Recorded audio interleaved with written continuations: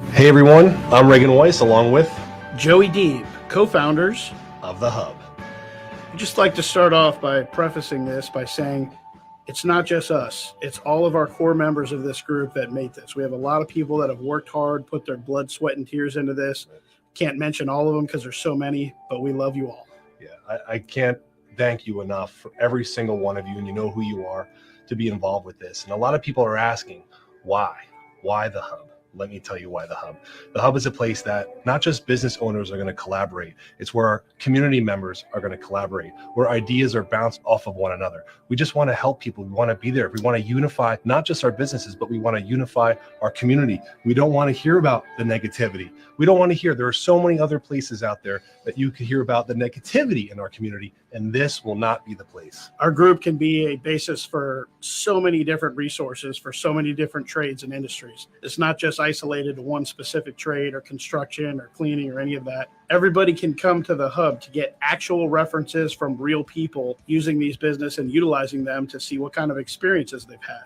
Now, the key word is collaboration, right? And you see that a lot lately, like collaboration. Well, it really is about collaboration. If I didn't know to collaborate with my friends behind the camera, Jordan Long, if I didn't know how to collaborate with all these other people, all these individuals involved, you wouldn't know about us. Because of those people, strength are in numbers. So just like Joey said, it's every industry.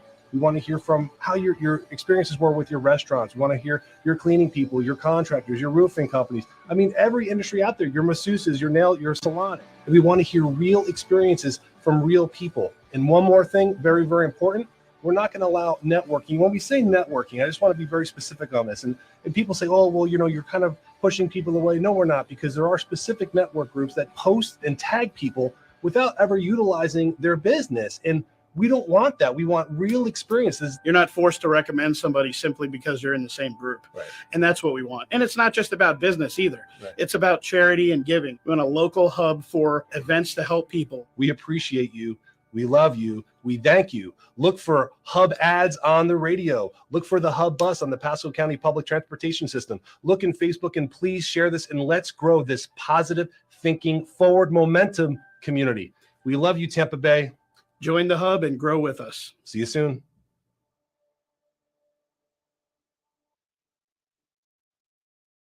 Hey, Stan Arthur here for the I Love St. Pete Facebook group. If you're a business owner looking to connect with tens of thousands of potential new local customers, you owe it to yourself to get enrolled in our Key Tag Rewards program.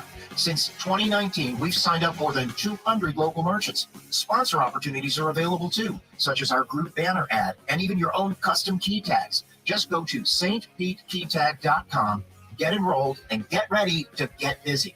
stpetekeytag.com. BetUS.com. If you guys are betting on the games, whether it's NFL, NCAA, of course, you're not going to do that now. Maybe basketball, not football, but of course, the NHL, NBA, go to BetUS.com. You get a 125% sign-up bonus. And also, if you use this code right here, the promo code of TSW22, which, by the way, stands for the sports web, TSW22, or call that number 1-800-69-BET-US. Again, 1-800-69-BET-US, and put in that promo code TSW22, and I would really appreciate that. I've had 27 beers spilled on me. Make that 28. I've only got one place to go before the game. BetUS.com. Sign up at BetUS.com and get the best bonuses in the industry. Say Texas. Merry Christmas. Say, I love football. Say this. Say Tampa. Tampa. Bay. Tampa. Bay. A. Yeah, every year presents different challenges, and you have to keep the cap in mind, obviously, that we're all up against. You don't want to mortgage too much of the future, and you want to remain competitive as long as you can. So I think ideally we'd like to keep the core players that we have, the very good players that we have, and they're all very good. And I don't want to name players because I don't want to leave any out, because they're all in one way, shape, or form a priority. But you want to try to keep as many as you can, and you want to keep the pipeline coming from the players that we already have and give them opportunities. So, one door closes, another one opens. And so we feel like we have some players that could surprise some people next year if they're given the opportunity.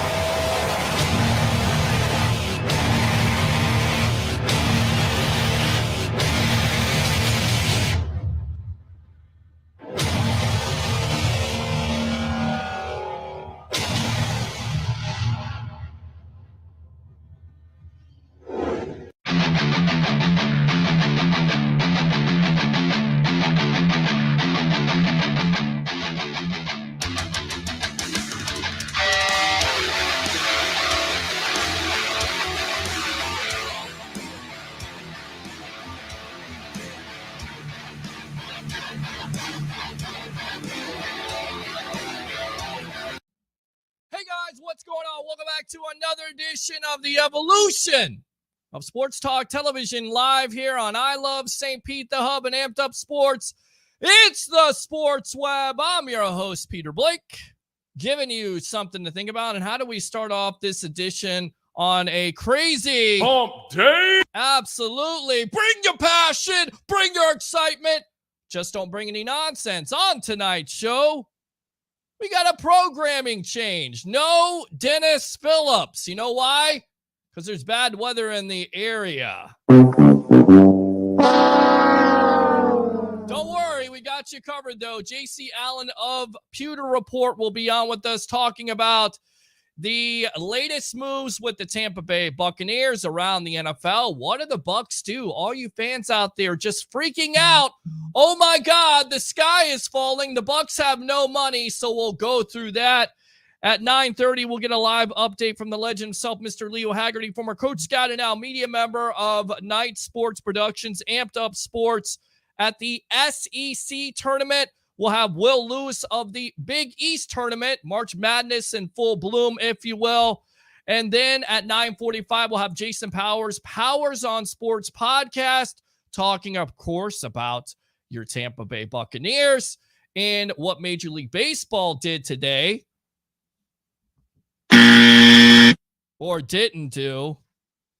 And after that, we'll take your phone calls. No Mark Mancini tonight. So programming changes. That means open air time for you, an opportunity to do what you want to talk about, say what you want to say, do what you want to do on this show within reason. 727-255-0391 and 727-255-0391. So let's go through it, guys, shall we?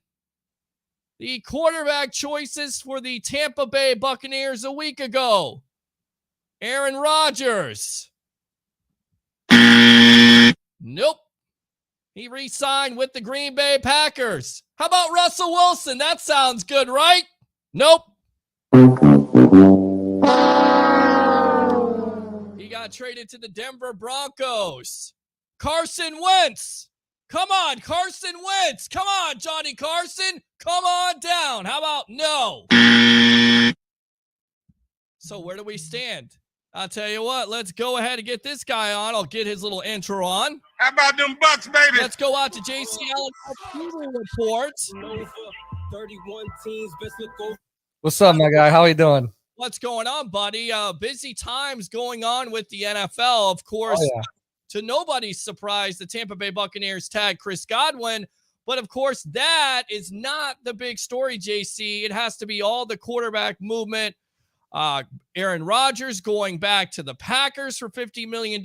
Russell Wilson being traded for a plethora, Leo word, of picks from Denver to Seattle, or Seattle to Denver, if you will. And then Carson Wentz going to the Washington Commandos. Just joking, Commanders. Welcome to the Evolution. What do you make of all this? First off, before we get into that, I know last time I was on the show, I went on kind of a rant towards the end of it about the WWE and how they continue to push old acts and don't bring any new talent. But I got to tell you one thing, Peter. I am so excited for Stone Cold to make a return at WrestleMania.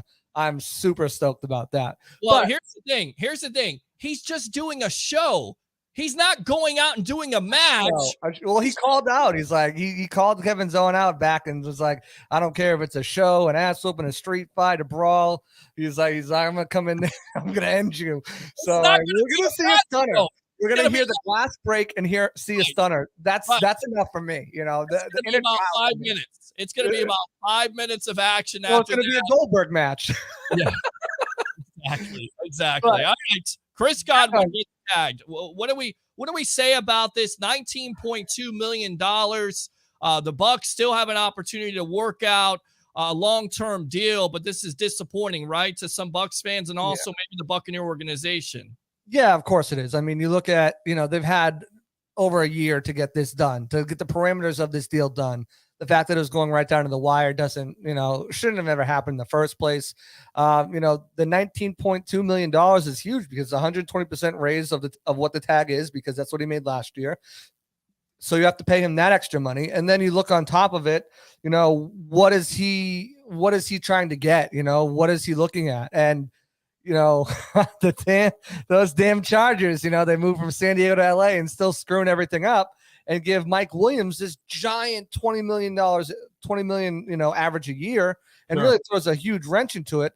On top of that, Peter, just so you and the viewers know, Mike Williams and Chris Godwin share the same agent, which is terrible news to try to figure out this deal. So it looks like, I'm hearing, projections all over the place, $20 million on a long-term deal. I have full faith they will get a deal done by the free agency opens up. One, because they kind of have to, because, you have to be cap compliant starting on the new league year. So you can't do anything if you don't even have the money, first of all. So expect heavy restructures, maybe some extensions, maybe Evans gets extended, maybe, Smith gets extended, maybe Levante David gets extended, maybe a year on both of those guys, 2 years added to Evans' deal, restructures for Ali Marpet's deal before he officially retires, restructures on Vita Vea's deal, restructures on Shaq Barrett's deal. Look for Cam Brate to have to take another pay cut. Maybe they move on. They're going to have to open up money just to be, if they don't get a deal done, and if they do get a deal done, just to fit his new deal under the salary cap. So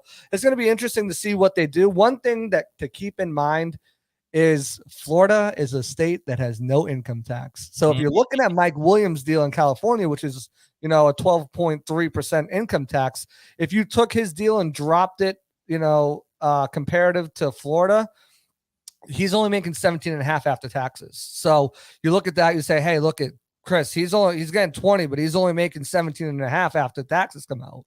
You're still making the same amount of money. It's just you're not getting the 20 million, and of course agents want to be like, I signed guys to $20 million a year deal contracts. So it's going to be really interesting to see how it plays out.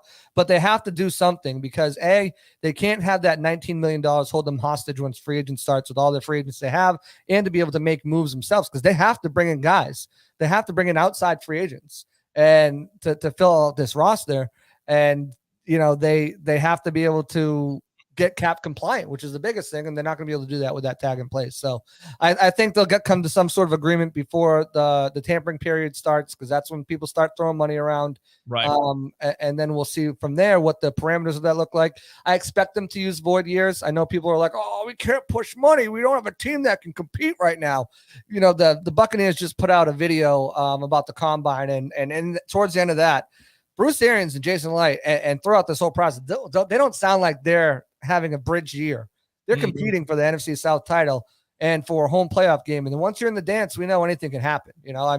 Anything can happen. We've seen wild card teams go on runs. So, I don't expect them to just rest on their laurels and sit back. This team is going to be competitive, and it starts with opening up cap space to be able to sign Godwin, be able to sign some of these other free agents. It's going to be an interesting week coming up here, Peter.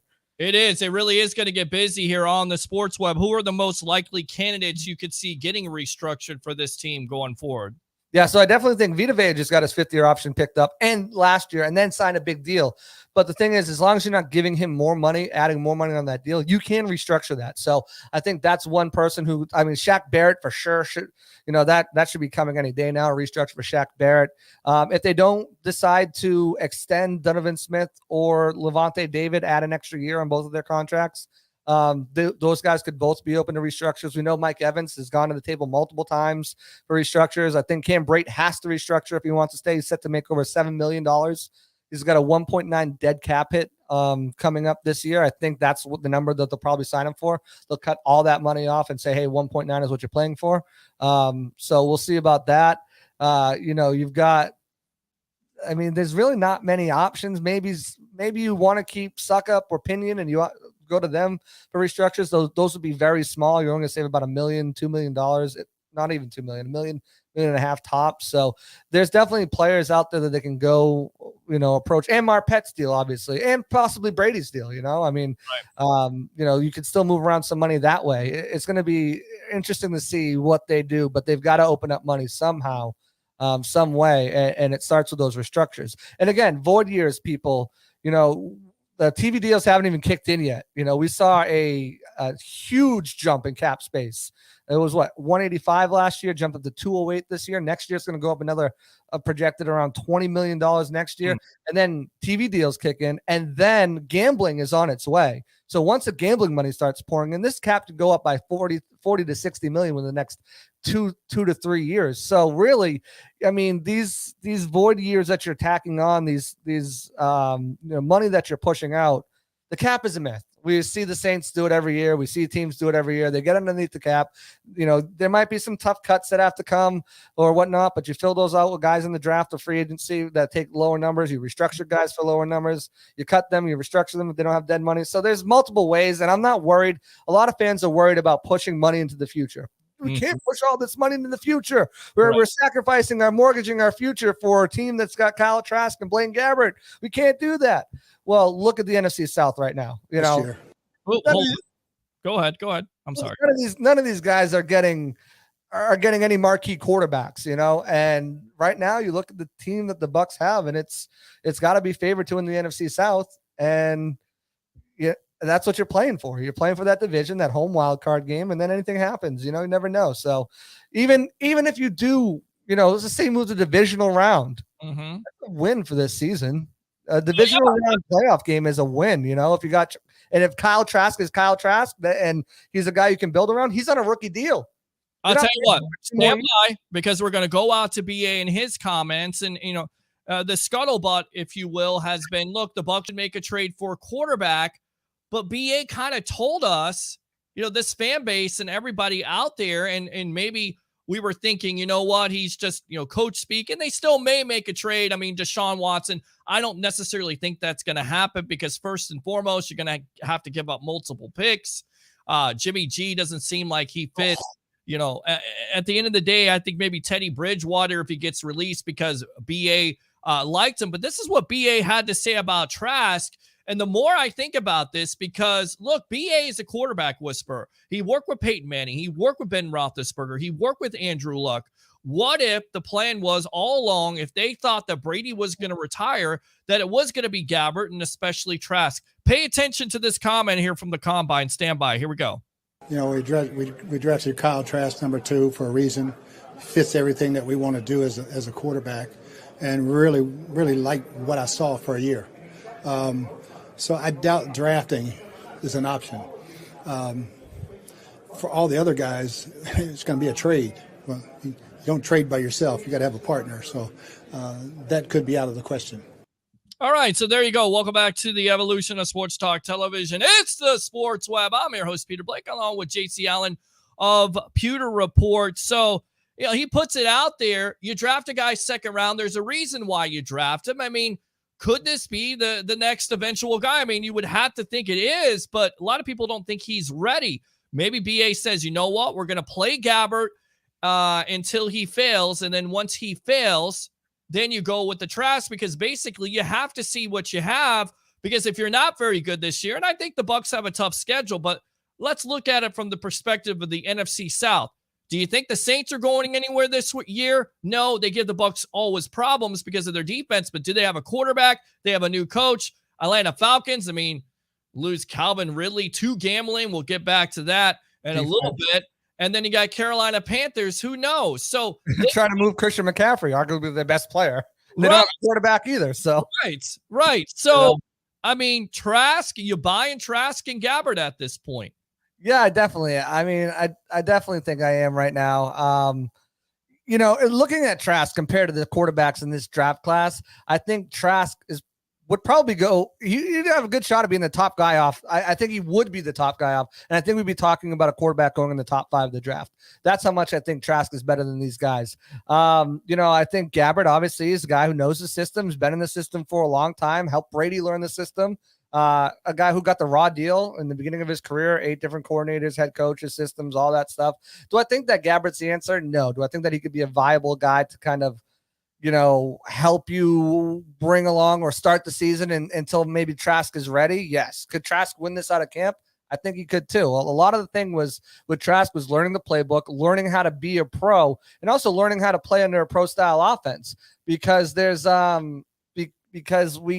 he hasn't been in that type of system, he's everything's spread out wide now, taking snaps under center, working on dropbacks, everything like that is something that he needs to learn. So he spent that whole entire season doing that. And, going forward, I think he'll be ready. He's probably working his ass off in the offseason. If he's not, he should be with the opportunity that he has.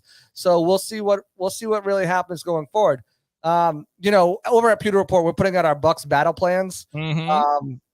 We're breaking down. If we were the GM, what would we do? Who would we sign? Who would we let go? What free agents will we bring? What draft prospects will we do? And, mine will either be out tomorrow or Friday. I'm not sure. But I actually have them making a trade for a quarterback. Now, it's not a quarterback that I think is on anyone's radar right now or is a big name going to push you over, but at least gives you another guy who has starting experience in the league, recent starting experience in the league, and can maybe come in and compete and either push Blaine or push Kyle Trask, throughout camp. But at the very least, if Kyle Trask does win, you have 2 very serviceable backup quarterbacks who come in and, hopefully not lose you games. So so I mean, it's gonna be interesting. Kyle Trask, he's got the whole world by his what's right now. And if he's not putting in that effort, he needs to start doing it right now. No, I agree. And look, 43 touchdowns, 8 interceptions, and I feel like Cannon is in the background there. So hello, Cannon, in the background there as you went off. But you're exactly right. And look, this is the MO of BA. Again, he's a quarterback whisperer. He wants his own guy. I mean, if you think about it, when's the last time BA has had his own quarterback? He didn't draft Jameis Winston.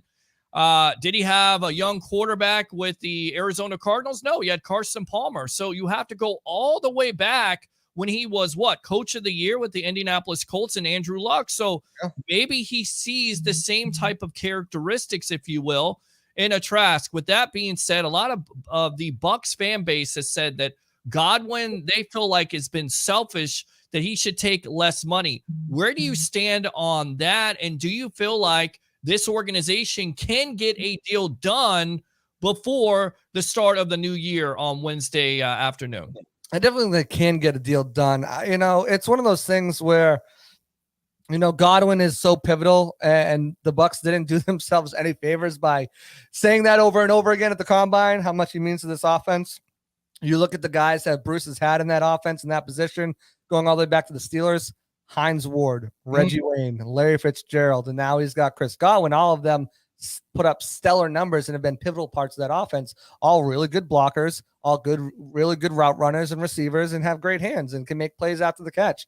And that's Chris Godwin. So, the inflation of the market, it's funny because last year was a down year. Remember last year, Kenny Golladay was the only one who got paid, and everybody else had to settle for 1-year deals or whatever to try to, rehab, to wait for next year. No one really got paid. Well, this year, right out the gate, instead of going on that franchise tag, you got Mike Williams breaking the bank with, $20 million average over 3 years, 60 over 3 with $40 million guaranteed. So it's like, that's the jump off spot. If you're Godwin, at least Godwin's agent, right? Because he represents Mike Williams too. So that's what you're aiming for. You're like, this is my bottom line. And you're talking about a guy who's never had over 1,000 yards, who's still, like Godwin, has never had a fully healthy season, not a Pro Bowler at all. Godwin at least, has had 1,000 yards. He was 2 catches away from 100 100 receptions this past season. Now there's obviously Godwin's got some injury history too. He's got concussions. Obviously now he's got the torn ACL. So do you pay less for that? Would other teams pay less than that, knowing how quickly guys can come back from ACLs? Typically, guys who tear an ACL, they're not the same. They're not Adrian Peterson, right? Running for 200,000 yards the next season. They take a little, they take a year. Maybe he gets, 900 yards and 70 catches. And then the next year he's Chris Godwin with 1,200 yards and 100 catches, or something like that.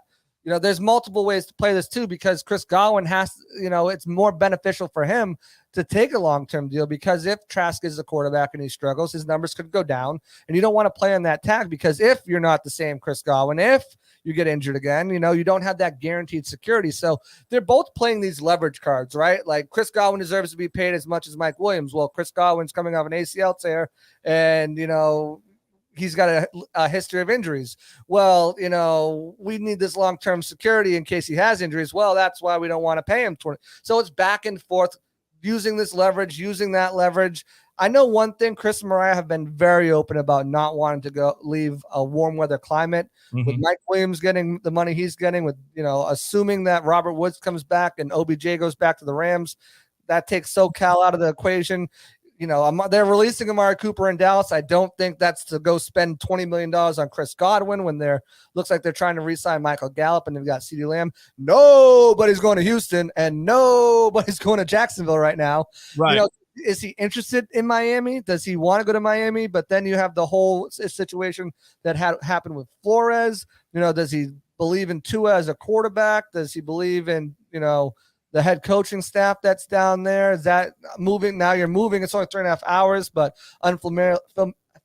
unfamiliarity with an offense coming off an ACL tear. You got to learn a whole new offense. You're not going to be ready by OTAs. Right. Maybe you'll be lucky by training camp, and now you're testing yourself out, learning how to, you got to not teach yourself, but you got to go out there and, trust yourself to make cuts and this and that while learning a new.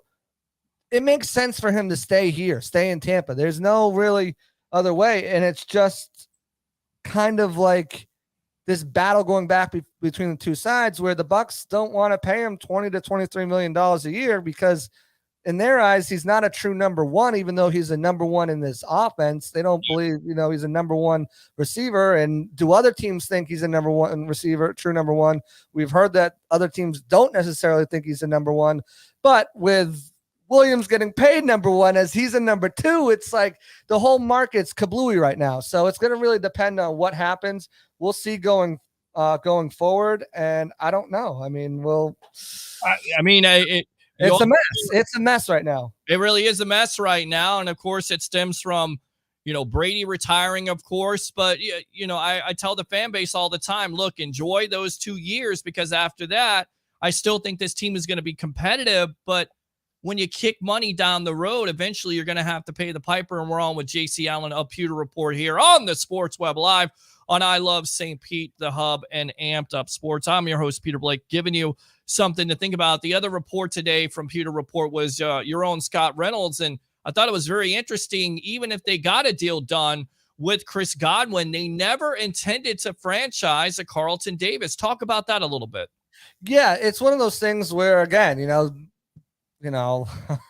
it's one of these things where Bruce Arians and Jason Light have been very, offered a lot of praise and called him a top 10 cornerback in the past. And then this week they kind of dialed it down. I think he's a very good cornerback. He's one of the best in the league when he's healthy. Jason Light repeated those statements, when he's healthy. So they're kind of, he hasn't been healthy. He's made a lot of the deflections, right? He's made some plays that way, but hasn't got a lot of interceptions in his career.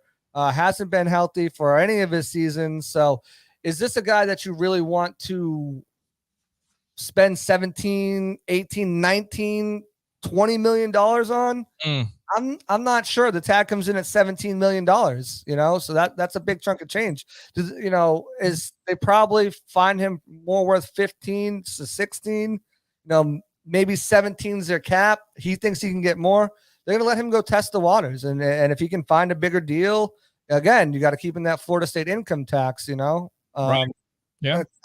I think Texas is the same thing. So unless he's going to Texas, he's going to be paying income tax no matter where he goes. it can kind of sway things. It depends. I don't think Carlton Davis is, I want to be the top paid cornerback in the league. I want this X amount of money. I think he wants to see what's out there. I mean, not many guys, he's 25 years old, get the test free agency and go see what it is and come back. I know they want to keep him. It's not like they don't want him. They're prepared to let him go if he gets a higher deal, like a deal they don't want to match. But I mean, we'll have to see about that situation. I think it's imperative to keep him because literally you're picking at 27, so you're not picking high enough where you can get an impact corner that should be able to step in and start right away. Mm-hmm. Dean had not just Dean, but the entire secondary was just pummeled by injuries last year. And can you really rely on a rookie to step up? If you're looking on the outside market, you're going to Stephon Gilmore, maybe Kyle Fuller. Shardavius Ward. There's really not many guys. I got a name. Don't say Patrick Peterson. That's exactly who it's going to be. No, it's not. If they and he's a number 2 cornerback now. If that, he's just not a top guy. But I just believe. Look, they're happy if they're not going to pay Davis $17 million, then they're going to try to get somebody lesser value. And I think Peterson has seen his best days, but he's still good, and at the end of the day, he's not great, but he's still good. He's also familiar with BA, and he's not going to come as much as $17 million going back to it. Plus, you still have SMB and Dean, and like you said, SMB's been horrible though, and it's my guy. That. I agree. That means you're putting Jamel Dean as your number 1 cornerback. He looked really good. He played very well. He graded out very well when he was healthy. Right. But it seems like he was out every other game or every 2 games. He was out with an injury, with a concussion or, contusion or hammy or whatever it was. He just could not stay healthy. And obviously Sean Murphy-Bunting missed nearly half the season, a little bit more than half the season with a dislocated elbow. And he hasn't really been able to stay healthy. And really, besides those 3 playoff games where he had 3 consecutive interceptions, he hasn't really been lights out. And if Carlton Davis goes, then, and you're bringing in Peterson, he's your number 2, sure. But that means Jamel Dean or Sean Murphy-Bunting are battling for your number 1 spot because, again, you don't have a high enough draft pick for a rookie. And it's not like you can spend $7 million on Patrick Peterson and then go out and get, another guy for $7 million. Sure. And have them, compete with everybody. Sorry, Siri. Because then you're spending $14 million when you might as well just spend $17 to lock up a 25-year-old cornerback who's been a lockdown stud for you on Devontae Adams, DeAndre Hopkins. You're talking about guys like Julio Jones. When he was really Julio Jones, not this weird thing, ghost of Julio Jones.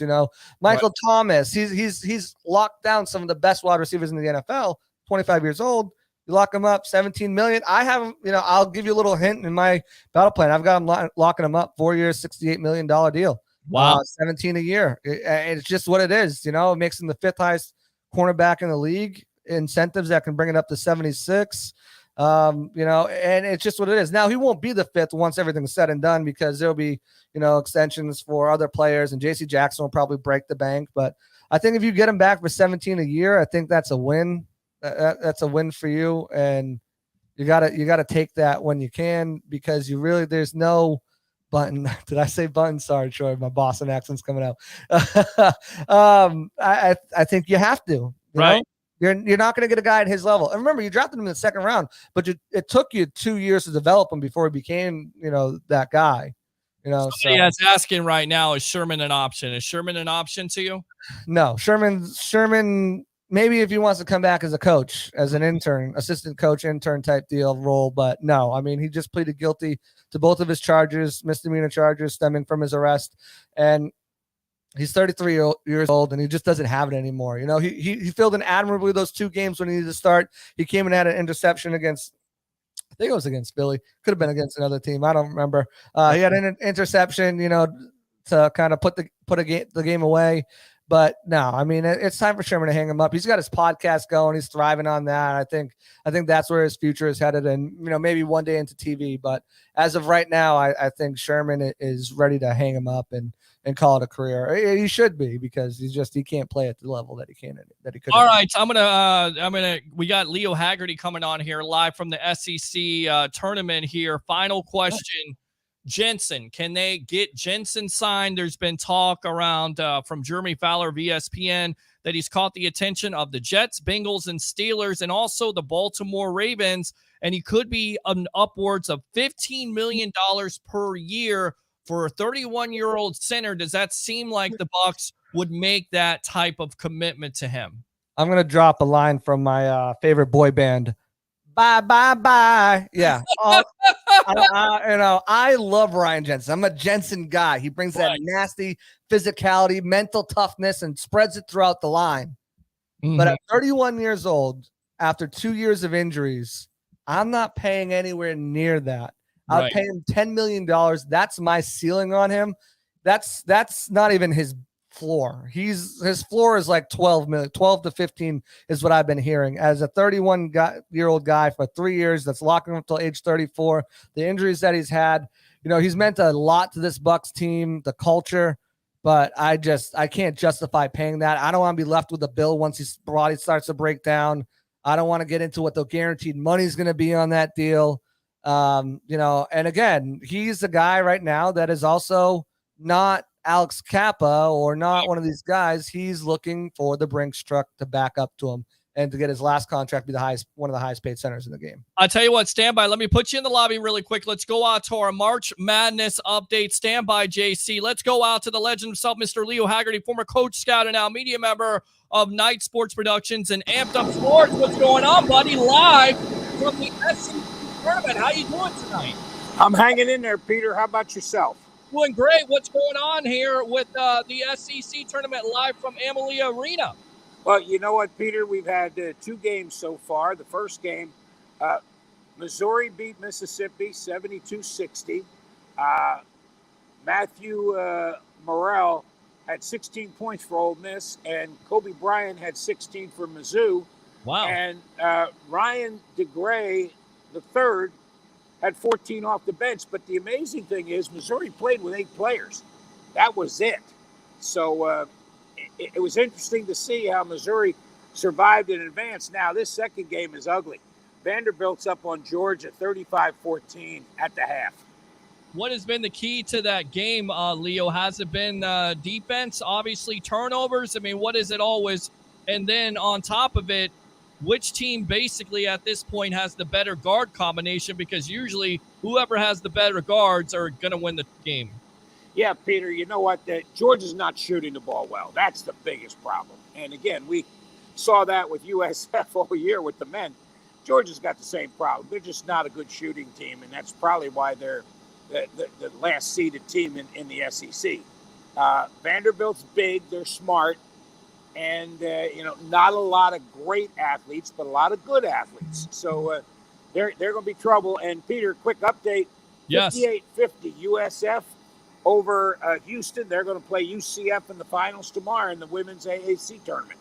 Very nice, USF women's. Congratulations to Jose Fernandez and his team as we cover it here on Amped Up Sports. What else? What are the sights and sounds like at Amalie Arena with the SEC tournament? What are you looking forward to seeing here in the next couple of days, my friend? Oh, Peter, I can't wait till Saturday. That's when it's going to be the semifinals. But Friday, you've got Tennessee, Kentucky, Auburn, all these big top 4 teams coming in, and they got the double bye. And that's going to be really just great basketball when you come into that, because you're going to see some great teams. If it's 1 through 8, you're going to see LSU. You're going to see Alabama. It's just going to be some great basketball. And hopefully you can get Will Smith on. He's up at the Big East. Talk a little bit about what's going on. They had 3 games today. Yeah, so Will Lewis from Amped Up Sports, live from Madison Square Garden. Out of all those teams from the SEC, do one of them have an opportunity? I think, opportunity to go to the Sweet 16 and really make some noise in this tournament, in your opinion. Who is that? Auburn. Okay, why is that? They're big. They're strong. They're old. Kentucky's just too young. Okay. They're just a bunch of freshmen, and you find out when they get down to the Sweet 16, the Elite 8, it's all about experience. That's why the mid-majors do so well in the tournament, because they've got guys that have been doing this 4 or 5 years. Right. And you're just not seeing that with Kentucky. But I'll tell you what, don't count out Tennessee at all, because they're playing their best basketball of the year. All right, good stuff from Leo Haggerty live from the SEC tournament from Amalie Arena. Go ahead and promote, once again, Amped Up Sports here on the evolution of Sports Talk Television. Yeah, check us out at ampedupsports.com. I posted a little pictures and a little video of what's going on here, and we'll be doing it for the next 4 nights on Amped Up Sports and the Sports Web. Sounds good, my friend. Looking forward to having Will Lewis on from the Big East tournament come on here in just a little bit. Send him the link. Thanks a lot for the update, my friend. March Madness is in full bloom on the evolution of Sports Talk Television. Absolutely. And tomorrow night we got USF and UCF for the AAC Women's Championship. That's going to be fun too, Peter. Beautiful. We'll be on tomorrow night on the Evolution, a special edition on Thursday night. We'll have some guests on. We'll have you on. So thanks a lot for the time, and we'll see you later, all right? Enjoy yourself. Okay, and Will Lewis, just send him the link. He's ready to roll. All right, I sent you the link, so go ahead and send him the link, because I don't think we're friends on Facebook. Okay. I'll take care of it. Thanks, Sounds buddy. good. There you go. Leo Haggerty, the legend himself, producing on air as we speak, live from Amalie Arena. March Madness once again going on. We'll see who comes out of that tournament. We'll get to the comments in a moment. Let's finish up with JC Allen here of Pewter Report. Welcome back, my friend. It's going to be a crazy night. It's already been a crazy night with some cancellations, but thanks a lot for filling in. Going back to it, Ryan Jensen, do you really think that the offensive line is a big-time consideration, or, if you will, an emphasis more than anything else, more than, say, a Carlton Davis or even a Jordan Whitehead at this point? Because if you do have Galbert or Trask, you got to have a good offensive line in front of them, right? Can they get a Jensen done? Can they get a Kappa done? Can they get a Stinney done? Well, I think definitely Stinney done. I think that's not going to cost you much. Kappa, I don't think Jensen's going to be, for the money that you'd spend on Jensen, you can re-sign Kappa, and also probably another center/guard type player. I know Bradley Bozeman's been floated a lot at Pewter Report. Another guy's been Brian Allen. A guy I like is a former Patriot and Dolphin, Ted Karras. I think that he could be a good fit for the Buccaneers. Plays center, plays guard, took snaps last season at every single interior position. You also have Robert Haynes, who you drafted in the 3rd round. So, if you like him, if you think he's ready to go, you could potentially roll with Kappa, Hainsey, and Stinney. You could also look to the draft. A guy I like a lot is Cole Strange out of Chattanooga, small school guy, tested as one of the best players in the draft, in the combine the other day, as a top guard of the entire combine. So I really like him a lot as a player. They could maybe target in the 3rd round. There's definitely options for them to go out and look. There's other guards, Andrew Norwell out of Jacksonville, if they want to bring in another veteran guy to come in and then roll with Stinney, or with Hainsey at center. There's definitely possibilities, different things they could do if they want to go. Not my favorite option, but if they want a cheap guy to bring in to go with Hainsey, Matt Paradis of the Carolina Panthers is a guy they could probably bring in for like $3 million. So there's definitely options out there, I believe, for them to fill out this offensive line without having to bring back Jensen, and with actually paying less than they would for Jensen and still retaining Kappa. Again, for me, what I'm hearing is Jensen wants to be the highest paid center. Mm-hmm.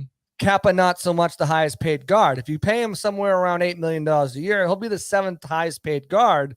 But you also got to take into fact, I think Kappa really likes playing here.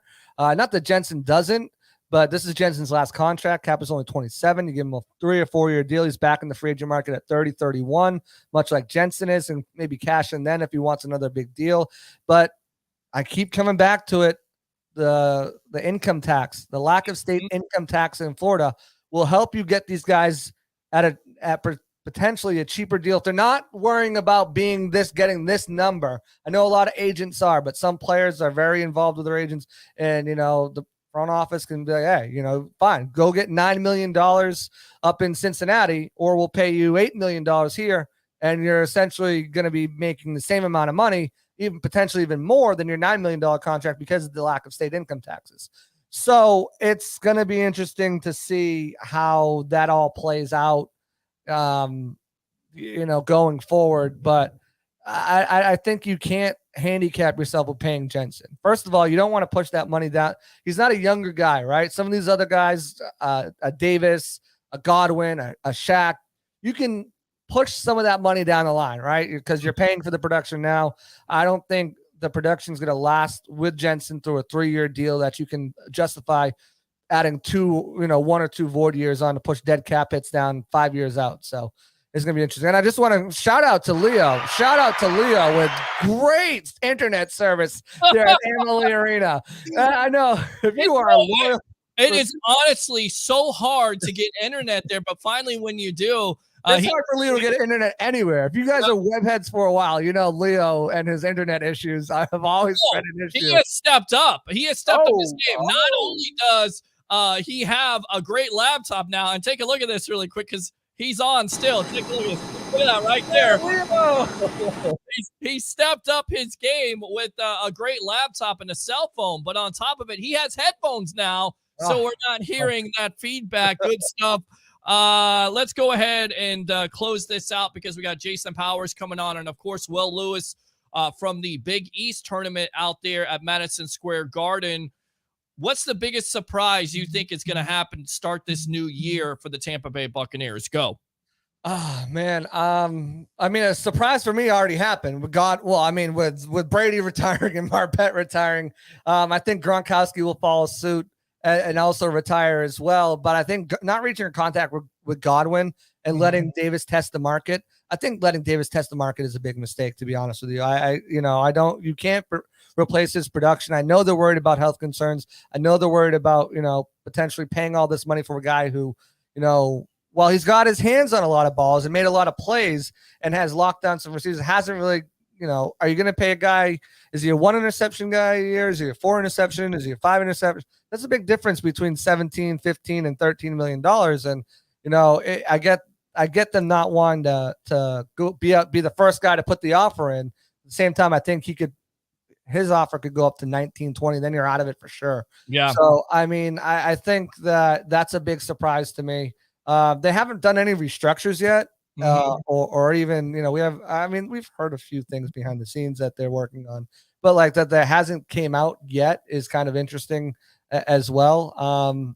But the retirements, I think, is the biggest surprise. Surprise too at the combine that we knew JPP wanted to come back, but Ndamukong Suh and everything I'm hearing from the camp of Steve McClendon, they both want to play another year. So whether that's here, whether that's somewhere else, I don't necessarily think Steve McClendon will be an option to come back here. Maybe Suh, but you already got a $6.8 million cap hit for it, dead cap hit for him this year. So it's not like you can say, okay, here's a $6.8 million. We're just going to pay it to you because it's already, so it's like, it's one of those things where, like, how much does he want? He made $9 million last year, $7 million this year. Now he's add that to the dead cap hit, and you're looking at $12 million for Suh. It's like, I don't know. So it's going to be interesting to see how everything plays out. They've got to start making moves. They got to do it soon because they got to be able to fit. Even if you do come to an agreement with Chris Godwin, you can't fit his number in, even if it's a low number. Say it's $4 million they get him for this year with, bonus payments and pushed out void years, whatever. You don't have $4 million. You got about 2.7 right now. Right. So you got to make some moves. And the fact that we haven't seen them yet, we've heard about some of them behind the scenes, but we haven't seen them yet. It's a little bit interesting, a little bit surprising. All right, go ahead and promote yourself, JC. Good stuff as always here on The Evolution. Absolutely. You guys can follow me on Twitter at JC Allen NFL. I'm kind of like your one-stop shop for any Bucks news, anything national that comes out about the Bucks. Obviously, all our Pewter Report content is shared throughout the day, all day, on my site. I'm anything from the Bucks, any thoughts, opinions. We do some polls sometimes over here. So if you haven't followed me on Twitter, please do. I got that little checky check so I'm verified. Right. PewterReport.com. You can find all of our stuff there. You can find it also at Pewter Report. If you're not subscribed there, go there, subscribe to our YouTube channel. We've got 4 pods a week going right now. Next week is going to be crazy with free agency breakdown. We're going to have pods every day. So make sure you step on that. We got the draft coming up. So definitely go check out our YouTube channel, hit subscribe, hit those thumbs up button when we go live. And like I said, I'm going to have my battle plan coming out either tomorrow or the next day. Check that out. I've got the Bucks making a trade for a quarterback. And look to who else I see. Look to see who else I bring in as outside free agents, who I let walk, and who I re-sign. and who I draft. So I'll tell you one more thing. I already told you I'm trading for a quarterback. The Bucs will not have a first-round pick in this draft. Wow. All right. That's a little bombshell right there. Good stuff. Make sure you go check that out. Pewter Report, thanks a lot for your time. We'll see you next week. We'll get you on probably Tuesday or a Wednesday night, all right? Sounds good, my man. All right. Good stuff there from JC Allen. Thanks a lot. I want to read these comments, but first, let's go out to our other March Madness update here. Mr. Will Lewis of Amped Up Sports live from Madison Square Garden. What's going on with the Big East tournament? What's the evolution, my friend? For some reason, I can't hear you. Uh-oh. I'm having Stand by. hearing issues. Can you let's hear go me ahead. at all? Yes, I can hear you. Yes, I can can't absolutely. hear anything. I can hear you. Yes. You can hear me, Yes. but I can't hear you. Give me 1 second.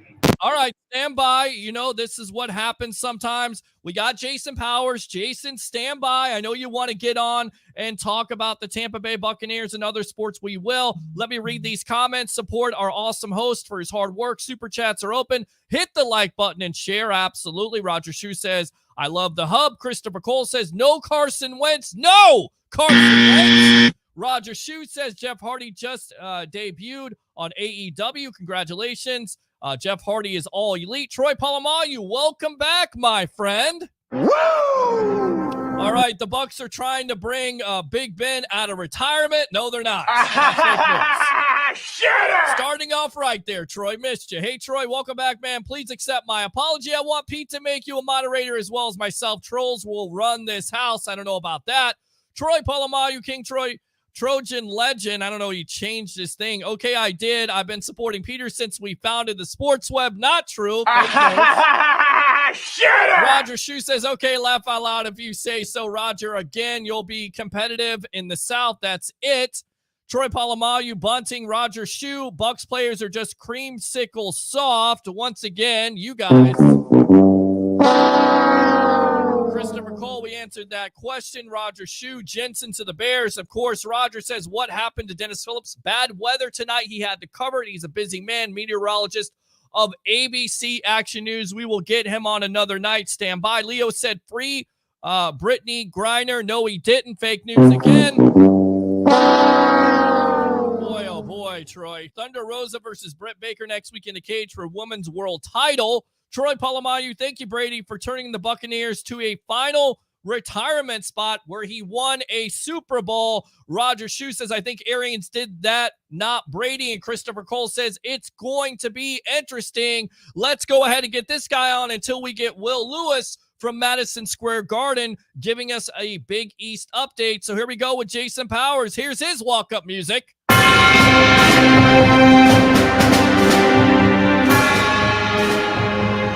The battlefield, because he was complaining that I put him out on the battlefield and haven't had him on the sports web. There you go, my friend. Jason Powers, Powers on Sports Podcast. Welcome to the evolution. And we got to start out with all the quarterback movement the last couple of days. Your thoughts, Aaron Rodgers. We have been talking about this soap opera for the last year and a half, and finally we have some finality to it. Your thoughts. Welcome to the Sports Web. From the streets of Kiev, I am here.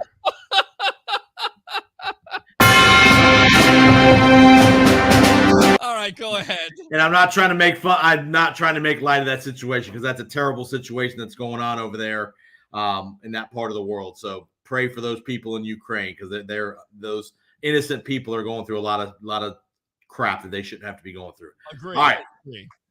All right, so let's talk about quarterbacks, huh? Aaron Rodgers. I mean, just shut up. I'm tired of Aaron Rodgers. You've made okay. What are we really talking about? Did he really make any news because he decided to stay? Is that really news? The news would have been if he decided to leave. $50 million, and of course he's denying it, saying, and the whole narrative's been, Aaron Rodgers is selfish to a certain degree, and if you're taking $50 million a year, congratulations, the Packers gave it to you. But of course, what are the long-term ramifications? To tell you what, Jason, I don't want to get you out of here, but we got to get a quick March Madness update from the Big East tournament. Back to Siberia. Back to Siberia. Gosh, you and everything else. All right, let's go out to Will Lewis. Will, welcome back to the Evolution. Can you hear me now, my friend? I can barely hear you, but I can hear you much better than I did before. I couldn't hear you at all a minute ago. All right, what's the latest there at the Big East tournament from Madison Square Garden? What's going on, my friend? Well, we just, while I was having these technical issues, St. John's had just defeated DePaul 92-73. Julian Champagne went off. He finished with 26 points. 3 Johnnies were in double figures. DePaul just was had a tough time in the first half. They started off the game with a 12-2 run, and St. John's came and tied the game, and then St. John's went on 2 runs in the first half where DePaul couldn't score the ball at all for like 3 minutes each run. So that was kind of the difference in the game. And St. John's needed that victory to try to, I guess, stay into NIT contention now.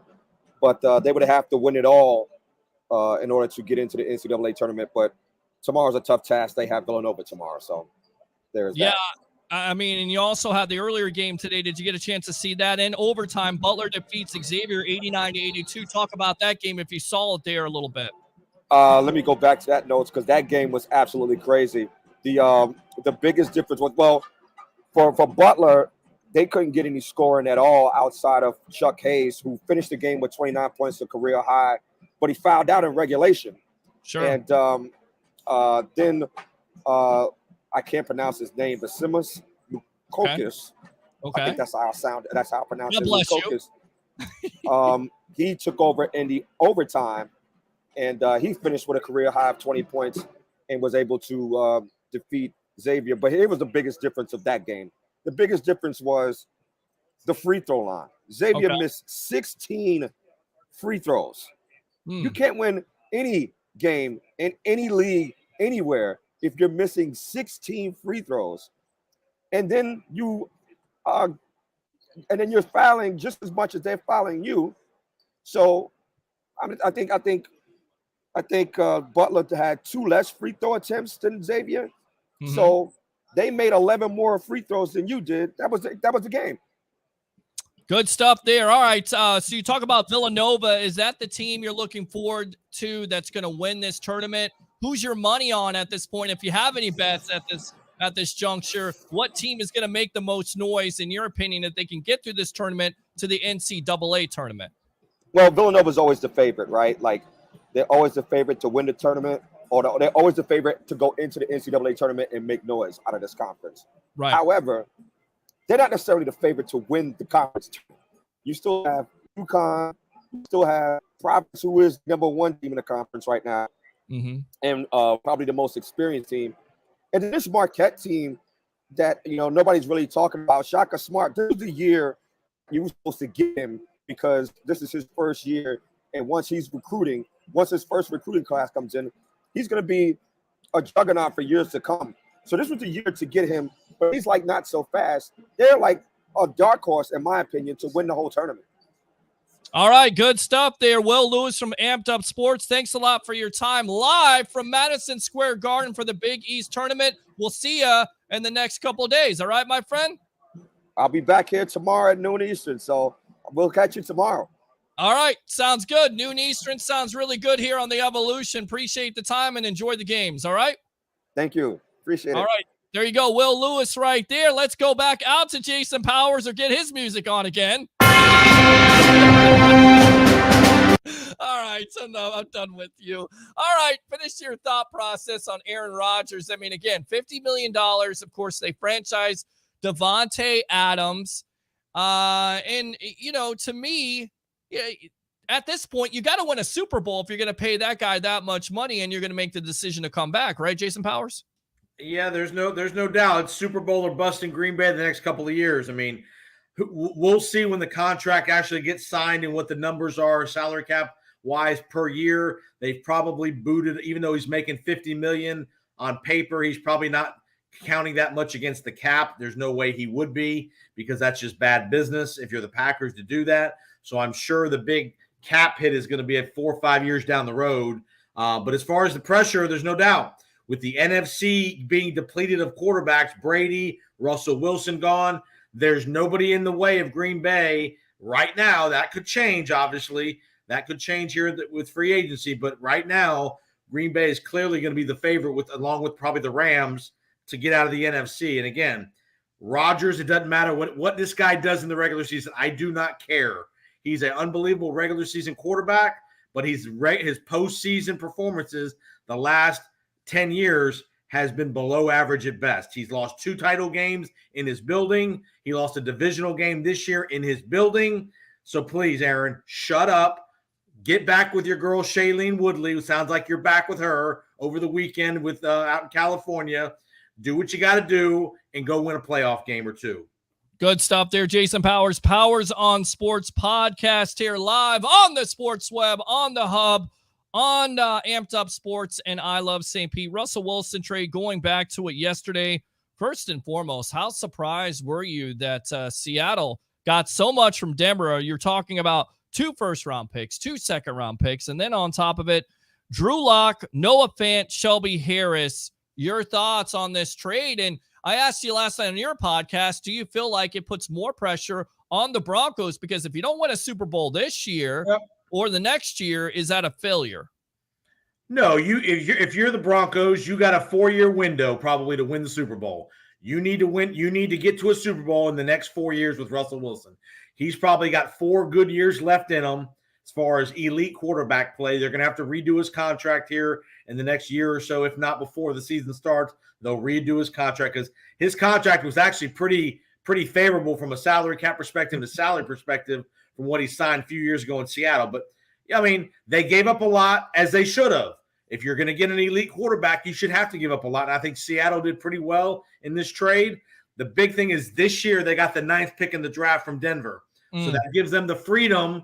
They can draft a quarterback this year if they want to. Malik Willis, Kenny Pickett, to go along with Drew Lock to create some competition. They're obviously in a rebuild mode. They just released Bobby Wagner yesterday. So they're clearly giving you the perception that they're rebuilding. Don't be surprised, like I told you on the podcast yesterday, if the next guy to go in Seattle, and you could probably get a number 1 draft pick for him, DK Metcalf before the draft. Well, I tell you right now, I'm not trading DK because, I would for a number 1 pick. To me, he's got the ability to take over games, and I think he could be a cornerstone for that offense. You just got to figure out a way to get him the ball. Maybe more. He's not re-signing in Seattle. Probably right. And also Lockett also is on that in that situation. We're on with Jason Powers. Carson Wentz today. A lot of Bucs fans wanted Rodgers, wanted Wilson. Carson Wentz, maybe the last hope, if you will. But he goes to the Washington Commanders. Were you surprised that the Colts got even 2 third-round picks? Because there was talk that the Colts were basically going to release him, and now there's talk that organization wants to invest in Jimmy G. Is that an upgrade over Wentz? How did Washington do in this? Is this a bad move by Washington? And do you think the Colts are going to be able to upgrade with Jimmy G? Well, it's clear that Washington, they've been searching for a quarterback all offseason. They've been making calls on Rodgers. I know they were in on Russell Wilson. They weren't going to training camp this year with Heineke and our buddy Fitzmagic. That wasn't happening. They were going to try to upgrade that position. Again, is Carson Wentz better than Heineke? I think he is. He didn't have a terrible year in Indianapolis, but what's disappointing is you would have thought him with Frank Reich, who he'd had success with in Philadelphia, he would have been able to get the most out of him. But I will say this in Carson Wentz's defense in Indianapolis. The pass protection by that offensive line was putrid. Great run blocking, but they were a very poor pass protecting offensive line in Indianapolis. And you can get him some protection. You got a couple decent weapons. And remember, the Colts didn't have great weapons either at the receiver position. Very average at receiver. Yeah, I don't understand why everybody's so down on Carson Wentz. I mean, I get it. He can't necessarily stay healthy. That was COVID. And also, like he said, the offensive line not necessarily being the best. I think more run than pass. But they didn't have the weapons last year. So I'm curious to see if Washington, if you'll have somewhat of a rebirth. And then on top of it, he's going to have an opportunity, Jason, to play the Philadelphia Eagles who traded him. So, little extra motivation there twice a year. Now, right now, the Colts situation, they have Sam Ellinger and Jets 4th rounder, who a friend of the show, James Morgan, who we interviewed a couple years ago. So we'll see how they're going to go get somebody. They're not going with Sam Ellinger. They're going to make a move. And again, the obvious name is probably Jimmy G. That's a guy you can. Here's another name to think about too. Who they could potentially reacquire. Jacoby Brissett. Mm-hmm. Well, he's a guy that knows that organization. Mm-hmm. They know him. That's somebody that potentially you could probably get if Miami were to release him. You could probably get him at a decent number. Jimmy G again. Jimmy G's going to have some suitors, but the question is, how much compensation are you going to give up for Jimmy G? To me, I mean, would you give up the 20th pick for Jimmy G? Mm-hmm. I don't know. Well, I tell you right now, they're going to have an opportunity to either they're going to have to get somebody because, like you said, they don't have a quarterback that you would say has starting experience. And if you're the Colts, mm-hmm.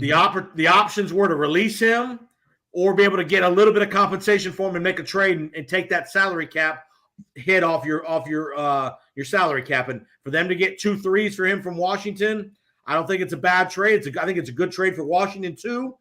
They're not committed long term as far as years. I think he might have one more, maybe 2 more years on his contract. So it's not debilitating as far as the salary cap situation. And again, the Redskins or Washington football team, the Commanders are not that far away. A little bit better quarterback play, and they can be a factor in that division.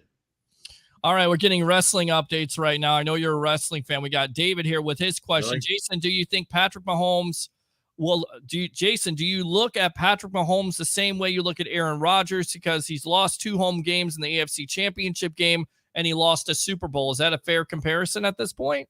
I'm going to say no because one, he's been to a couple Super Bowls in the last couple of years. Sure. Again, his offensive line playing the Bucs Super Bowl was pitiful. Again, not saying he was going to beat the Bucs if they had a decent offensive line, but the offensive line was pitiful. He's never been held to 10 points in his own building in a playoff game. Okay? Against the 49ers offense. He played against Buffalo, who was scoring 35 points. He was, he won a shootout against Josh Allen this year. He beat them. He lost to Tom Brady at home in an overtime playoff game that he never got the ball in overtime. So his losses are a little different than Aaron Rodgers' if we're quite honest if we're being honest. Absolutely. And I think the failures in the postseason for Aaron Rodgers has plagued him. And look, he has had success with the Packers, just not enough. That's why I say, look, they can go ahead and run him back or go for 2 or whatever the hell they want to do. I mean, they're not even going for 2. They haven't won a Super Bowl since 2010 for the Packers. So it's been haven't been to a Super Bowl. Been to another Super Bowl. And they've had good teams and they've had a quarterback. Yes. Look, 48 touchdowns, 5 interceptions, 37-4 last year. I get it. He wants to be paid high priced, but will that limit the Packers organization from going after more weapons? Will they finally get him a second or third wide receiver or hell, a 4th wide receiver? Let me tell you something, Peter. Let's don't blame the receivers. This ain't a receiver problem. Aaron Rodgers has not played well in the playoffs. Mm-hmm. Let's just be honest about it. Sure. Okay? In the 49er game, the game's 10-10 with 4 minutes to go, and he has the ball 1st and 10 at the 25, and he goes 3 and out. Yeah. He has Alan Lazard wide open on a crossing route by 10 yards and throws a 50-yard bomb down the middle of the field into double coverage. That's not a receiver problem. That's an Aaron Rodgers problem. Production. Yeah, you're absolutely right. You're correct on that. They got enough players on offense. I'll just say there'll be a lot of people out there that will say and talk about, again, with this Packer team that he doesn't have, nearly enough weapons. And I don't agree.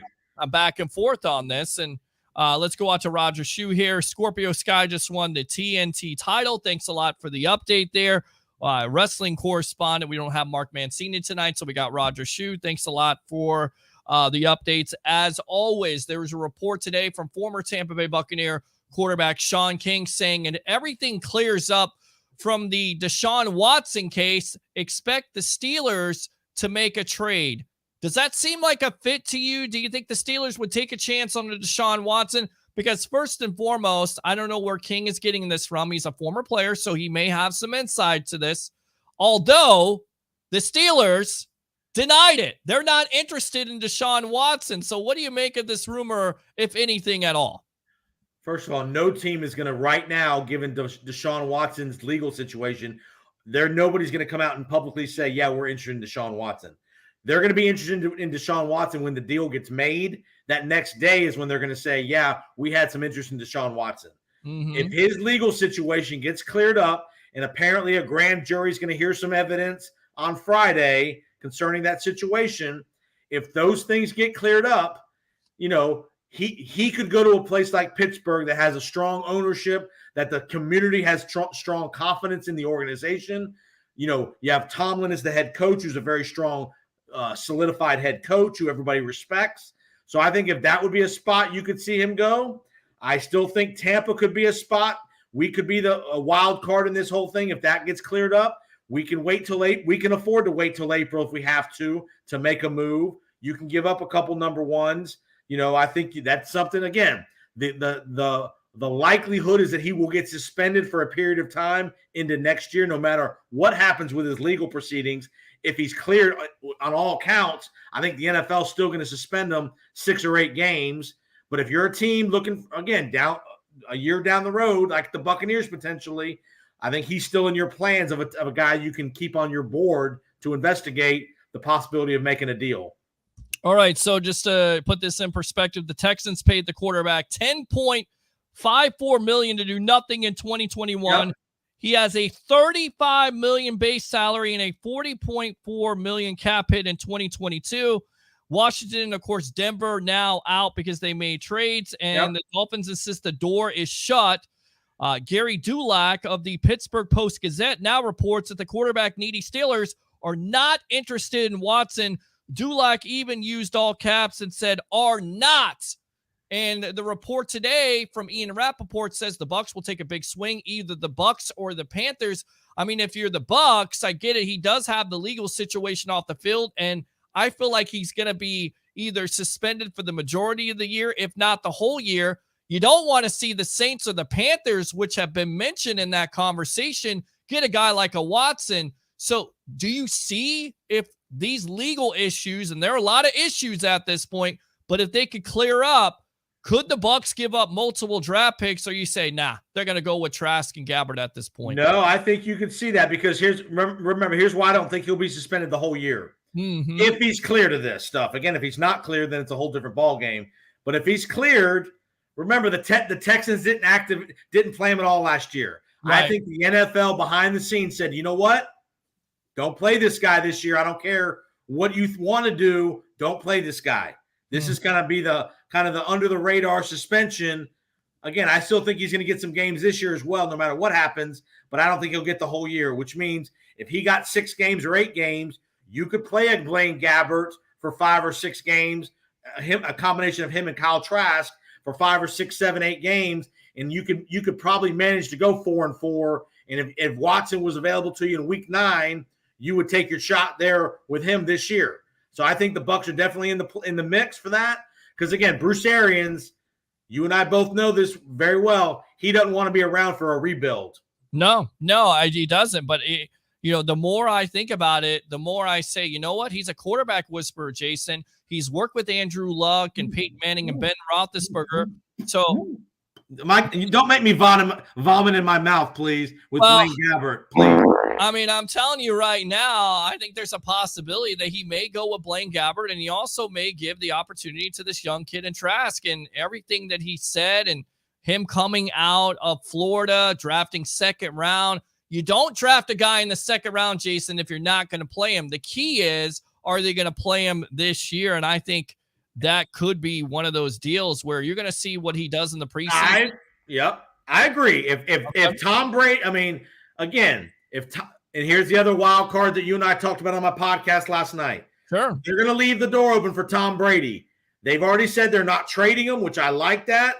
So come May or come June, if that itch is really an itch for Tom Brady, whatever the alleged perceived differences of opinions with he and Bruce Arians, who knows if there's any legitimacy to that or not. But if May or June comes and Tom Brady really wants to play, that door will still be open in Tampa for him to come into the door right before, June, July for training camp. It'll be wide open unless they make a trade for Deshaun Watson. Let's go out to David here. He says, I believe the Eagles have 3 first-round draft picks this year. Do you think they go after Deshaun Watson? They may, but that doesn't necessarily mean that Deshaun Watson wants to sign off on that, because doesn't he also have control over what team he goes to, right? He's going to go to anybody that's legitimately decent at all. He wants to get out of Houston. They need to get rid of him. He's going to go somewhere. If it's Philadelphia and he's cleared, he'll go to Philadelphia. To me, he's not going to go to a bottom feeder. He'll go to Philadelphia. Okay. Roger Chu says, isn't Trash like 30 years old already? No, he's not. That's fake news. It's Trask. Shitter! Andrew Luck could be an option. Christopher Cole says, no. I mean, I thought that at first, but it seems like he's content. Do you think Luck is an option at this point? I would doubt. I think you'd have heard some scuttlebutt by now if there was any interest by Luck to want to come back to play again. I think that, it'd be a great story for the league and for Luck and for the Bucks, obviously with Arians' experience with Luck, but I don't think that's probably an option. Again, I think the option's more Brady coming back come June, July, or May, late June, as opposed to Luck. But the Bucks are going to explore the Bucks aren't just going to sit back. In no way are they going to say, Blaine Gabbert, you're the man. Again, if they're going to make that decision, I think you're going to see Kyle Trask play a lot early in the year. If they make the decision and Arians is okay with that, you're going to get a 1-year trial with Kyle Trask to see what they got. Yeah, and look, the Bucks are not going to bring back everybody, and you could see that the other day when they tagged Chris Godwin, and you hope that they can work out a long-term deal. How do you think that situation is going to work out for the Bucks going forward? And now Carlton Davis is being mentioned, according to Pewter report. Even if they would have gotten Godwin signed, they wouldn't have franchised Davis because they don't think he's a $17 million corner. Where do you lie on this? And how many players could they actually lose on this team come the new year next week? You're going to lose some guys for sure. I think Fournette's gone. Okay. I think Godwin will sign a long-term contract sometime between now and July 15th, which is the deadline for franchise guys to get a deal done. I think they were really close from what it sounded like before the deadline hit to getting a long-term. They'll get Godwin signed. Carlton Davis is probably going to be a situation where they're going to tell him, Carlton, you go get it. You go get an offer on the open market and give us a day or two to match it, and we'll let you know. All right. You're right. Do you pay Carlton Davis $18-20 million to be a corner? He's a good player. I like him. He's a good player. And maybe you do if you get some other things squared away, because again, the big decision is, what do you do with Jensen and what do you do with Kappa on the offensive line? You've already lost Marpet. Again, to me, that's the number one priority is, what do you do on the offensive line to get that position solidified? I think they're going to let Jensen go. I do too. $15 million, Jason, is way too much. And if there's other teams out there, you could have an agent say, hey, we're going to Cincinnati. The Jets are going to overpay for everybody. So to me, look, who did you draft last year? Robert Hansey, right? He can play the center position, the guard position. He's versatile. You could go in that. Or you could take somebody at 27. You've got some guards. You got a combination center out of Boston College who the name escapes me right now. I believe his name is Johnson. Last name is Johnson. You could go and get him. But you're exactly right. This offensive line, to me, the most important signings at this juncture, besides a Godwin, is an Alex Kappa and an Aaron Stinney. If you can get both of those guards, you go either with a Robert Hansey, maybe you get a veteran option in free agency. I could see that. I love Jensen, but I think he's looking for a big-time payday, and if he's looking for $15 million or over, I think the Bucks out. I do. No, he's not. Oh, he's not getting. I think he was making 10 or 11 million last year. He's not going to get that from the Buccaneers. They're not going to do that. Again, I would rather fortify with either Kappa and or Stinney. Give Hainsey a shot to play center. You can always draft somebody. And again, I would like them to see if they can get a re-sign Carlton Davis, because he's a good player. He is an above-average cornerback. Well, it just seems like, on his Instagram, social media, he's looking. He doesn't, of course, he's a free agent. Right. Doesn't have that much. He just bought a house in the last year in the Tampa Bay area. So I think ideally he would like to stay here for sure. But, the weak link of the Buccaneer defense was corner. That was the area that we struggled in. So again, that's something that you have to consider is, what do they think of Jamel Dean? Whitehead, Jordan Whitehead's another guy that I think is a critical element to get back in the mix. When he played well at the end of the year, that defense played pretty well. Agree. And then Boston College's Zion Johnson, best guard prospect out of Boston College, could be there at 27. Also, I've heard this from Todd McShay. Kenyon Green out of Texas A&M, also a guard. Let's go out to these comments, and we'll get you out of here on Major League Baseball. Kyle Trash, this is what you get for that. And remember, Peter, we talked about this. There's going to be lots of veteran guys that get cut here in these next couple of weeks. This week, next week with salary cap situations. So there's going to be some veteran offensive linemen, especially centers and guards, that are probably going to get cut that might be a little – the same kind of age as Jensen, that you can bring them in for $6 or $7 million and solidify that position at center. Absolutely. All right, let's keep on reading the comments. Gators suck. Christopher Cole, Brady, Roger Shue, Trubisky to the Giants. We've heard that he's could be a hot commodity. $10 million or over. Getting why back. Would you? If you're the Giants, why do you do that? You're trying to instill the comp. You're trying to give Daniel Jones 1 year of a full arsenal of receivers to show you what it really can do. If you bring Trubisky in, that's just going to create an unnecessary deal. Mitch Trubisky ain't the answer, boys and girls. Sorry. I'm not ready to say he's not the answer because of the poor coaching he had with Matt Nagy. Just talking to people in the know, of course, talking to Chicago Bear fans, they think he's going to do better. And, of course, my professional handicapper extraordinaire, Mr. Harry the Greek of 1252 Chicago Sports, has nothing but great things to say about him. So I'm going to see where he ends up. And if it's is he a consideration in Tampa? I think everybody at this point is a consideration in Tampa. Honestly, I do. But I could see more Teddy Bridgewater just because of what we know, right? Going back to the history, if you don't get Tom Brady, what we heard was BA loved Teddy Bridgewater. Okay. I mean, so let's map this out. I think Jameis goes to Pittsburgh. Really? You don't think he goes back to New Orleans? I don't think he goes back to New Orleans? Maybe they go with Bridgewater instead. Nah, well, I don't think Bridgewater's a free agent.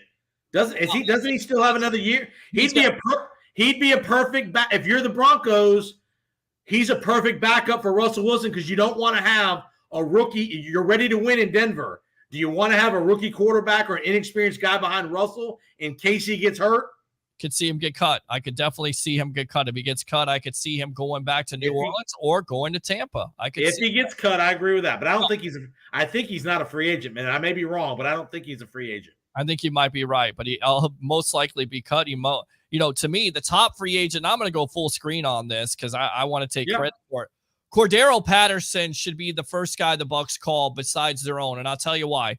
Jason Powers, he can play running back, he can play wide receiver, and he can give you something that this Bucs team has not had in a while, a special teams presence. He can return the ball, kickoffs, and punt returns. What do you think of that, Jason Powers?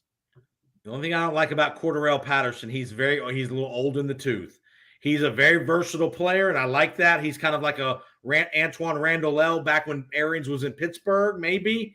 Boom. But I'm not paying him big money to come be a Swiss Army knife. He's not the fat. I mean, he's a good player. He kind of caught magic in a bottle in Atlanta last year because their running back situation was so bad. I think the Bucs are going to be okay at running back, either Keyshawn Vaughn and maybe you bring in another guy. I think your guy Ronald Jones is gone. I don't think they're going to pay Leonard Fournette. If Fournette wants to stay for $4 million, $5 million, they'll keep him. But they're not paying Leonard Fournette $10 million to come play running back. Now, a guy you could maybe see, maybe a guy like Saquon Barkley, maybe on a discounted deal if he were to get let go. I don't think so, but I think the Bucs are going to be fine at running back. You can draft a running back to step in and play early here in Tampa.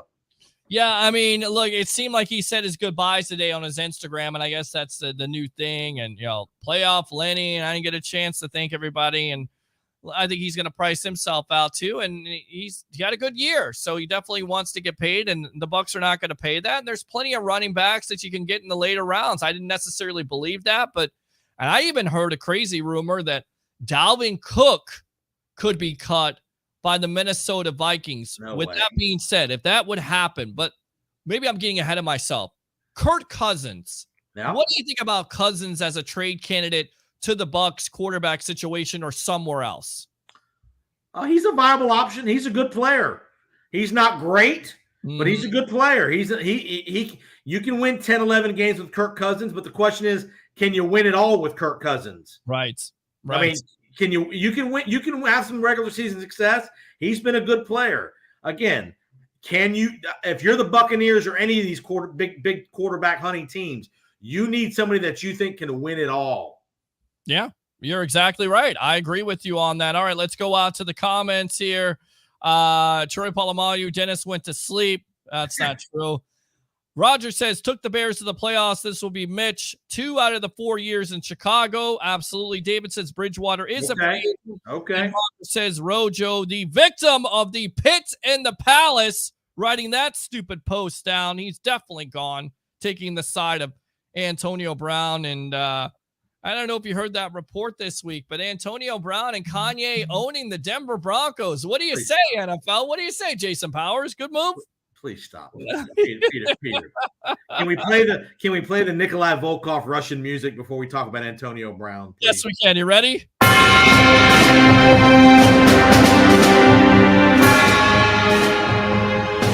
right. Please. What do you think? In all sincerity, I'd have to look. I don't know what the Buccaneers' salary cap situation is today. What do you see them doing next week? Do you think they're big players on a big player, or do you think it's going to be kind of a middle of the road roster kind of guys that they're going to try to do? I can see them going with their quarterback situation. I can see them re-signing a Blaine Gabbert, going with Gabbert and Kyle Trask. Who knows? Maybe bringing another quarterback in like a Bridgewater if he's a free agent. Worrying about their own and maybe signing a couple free agents here and there. It just depends on how many restructures can they do, because right now, according to overthecap.com, they're only 2.7 over. That's all they got. They got $2 million. They can't do nothing with that. Can't do squat. So they have lots of moves they have to make. And here's the question too, positionally. The Bucs need a third receiver, and they now need a tight end. Do the Bucs maybe reach into free agency for a tight end, maybe to pair with Cam Brate? No. Do you wait for the draft and maybe get a third receiver in the draft? What are your thoughts on the third receiver tight end spots? You could go both ways. I mean, depending on the offensive line. If you can get Jensen, Kappa, and Stinney signed, then your offensive line, you don't really have to worry about that in the first round. All three aren't coming back. Okay, no way. Let's say 2 come back. You go with Hansy or you go with another offensive lineman. It doesn't necessarily have to be your prime objective at 27. So you can look at a wide receiver, and there are a lot of them. You have Dotson from Penn State, Traylon Burks, Olave from Ohio State. Here's a name. If the Bucs are on the board late it depends on what they do in free agency, a guy that you could stash away for a year that could be a great player, Jamison Williams out of Alabama with the knee injury. Absolutely. Certainly a possibility there. Speed. We need a speed burner at wide receiver that can play.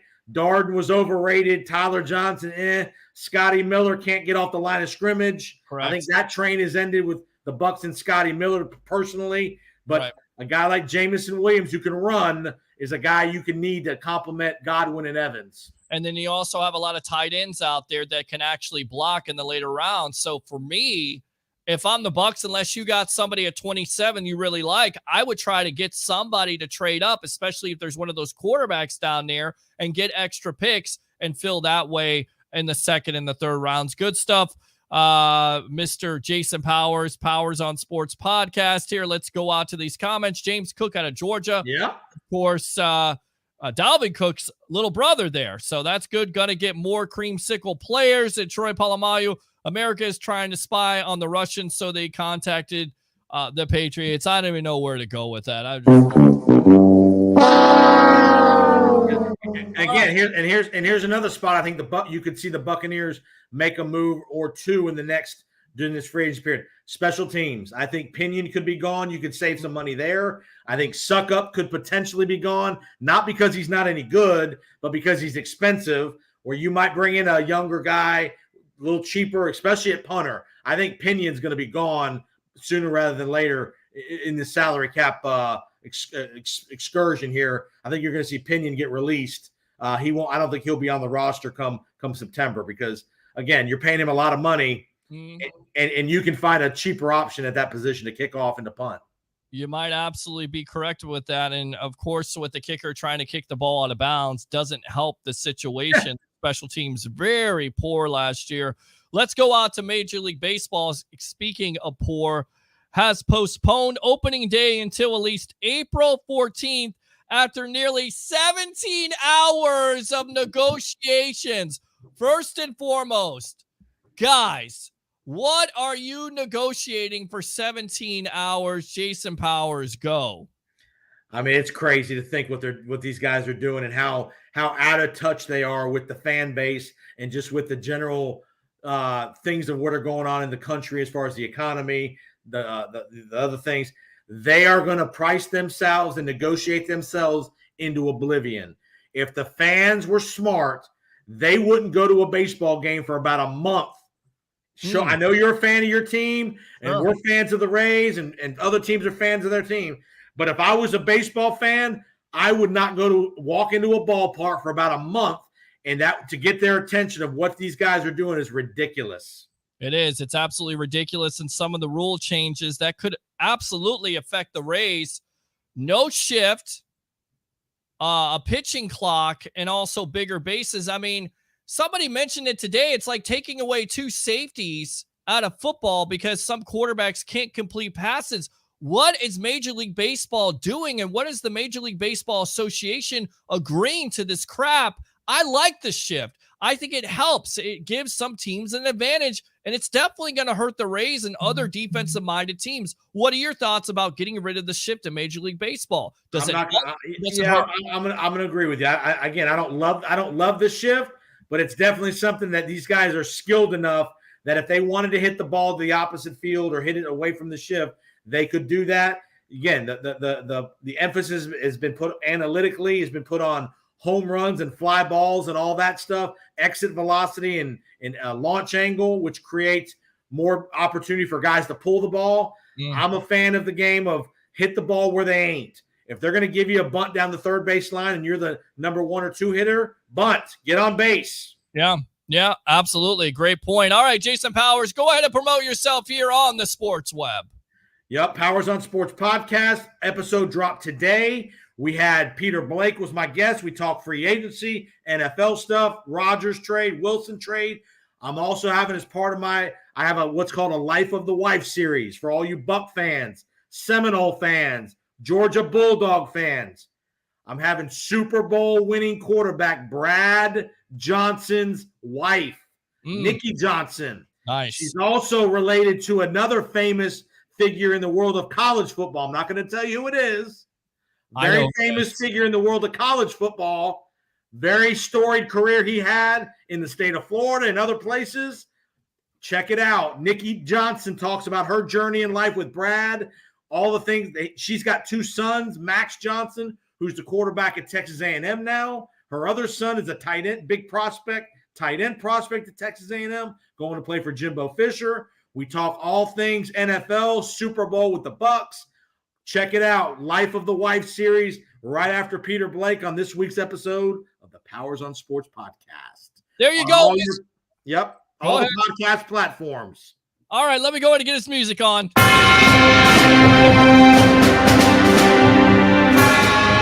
right, Jason Powers, thanks a lot for joining me here on the Evolution of Sports Talk Television live on the Hub. I love St. Pete and Amped Up Sports. All right, boss? And by the way, me and you got to do, we're about due to do a free agency edition of the No Quarter Given podcast coming up. BuckPower.com, the Buck Power podcast network. Check that out, my friend. Definitely ready for that as free agency is just right around the corner.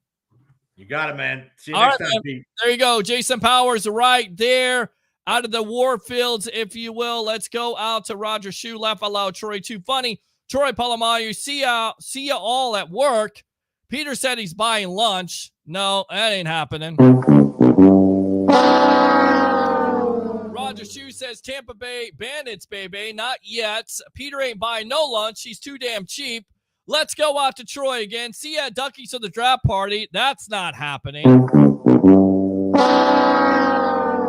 Great job, Troy. Fans need to pretend it's 2020 when no fans were allowed at games for a few months. Laugh out loud. I mean, 17 hours. What are you negotiating? What are you talking about at that point? I mean, how can Major League Baseball not get this done? And I think this is more owners than players. And then you agree to no shifts? I mean, that takes the fun out of the game. I'm sorry. I don't want to see all offense all the time. Stop it with this narrative. You know, football has this preconceived idea of the same thing. Well, people want to see scoring points more. No, you want to see a balance. I want to see physicality from the running game. I want to see physicality from the defense. I want to see the same thing from baseball. I want to see defense. I want to see some strategy. Not the biggest fan of analytics, but I know who it's going to hurt. It's going to hurt the Rays because they do a lot of that shifting. All right, let's see here. Save the shift. Yes, absolutely. I tell you what, let's talk about, let's go out to Alex leading it off on the sports web. What do you have to say? Hey, buddy, how you doing, man? I'm doing good, buddy. How you doing? I'm doing good. I haven't called in a while. I wanted to talk about some stuff. Hey, but listen, Jason Powers, what a great guy. Very knowledgeable guy, man. Everything he said was completely on point about everything he talks about. But I want to start with Major League Baseball, man. Because if you know me, Peter, I'm a big Rays fan. I'm a diehard Rays fan. Okay. First of all, they are absolutely destroying the game. I absolutely love I absolutely love baseball. I played baseball throughout my high school year. Tore my ACL, which is why I'm not playing no more. But sorry, man. But I love the game. But when you take a game away from fans, especially during a time like this, everybody loves baseball. Mm-hmm. Maybe a single mom, maybe a family taking their kids to a game. It's something that we as America look forward to doing. Negotiating over money and dumb shit. What are we doing? Yeah. I think these contracts are out of hand. It started with look at Aaron Rodgers' example. Yeah. I know we're going back to football, but that's insane. That shouldn't even be allowed. I think these contracts are absolutely out of hand. It's money. It's greed. It's disgusting. It's absolutely disgusting what these players are doing, fighting over money like this during a time where many people out there right now aren't even barely making it.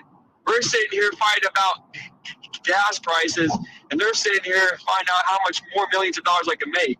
It's disgusting, and to take away America's game of baseball, it's absolutely disgusting, man. Well, it's disappointing, that's for sure, and especially with the times that are going on right now, it's not a good optic. It's not a good optic at all for fans. And we need right. And we need baseball. And we need baseball. We love baseball. I love baseball. Right. I go to about 40 home games a year. I love it.